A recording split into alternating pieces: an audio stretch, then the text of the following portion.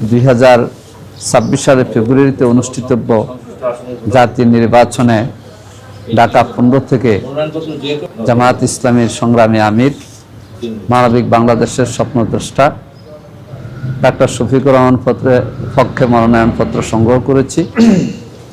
আমাদের কেন্দ্রীয় প্রচার বিভাগের প্রধান সহকারী সেক্রেটারি জেনারেল অ্যাডভোকেট এহসান মাহবুব জুবায়ের ভাই কথা বলেছেন।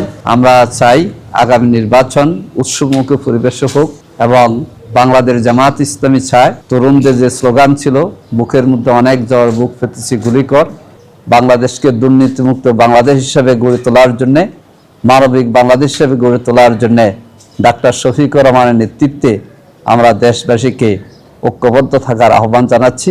এই নির্বাচনে আমরা বাংলাদেশ জামায়াত ইসলামীর পক্ষ থেকে ঢাকা 15 আসন, যেখানে আমাদের সম্মানিত আমিরে জামাত ডাক্তার শফিকুর রহমান এই আসনে প্রতিদ্বন্দ্বিতা করবেন ইনশাআল্লাহ।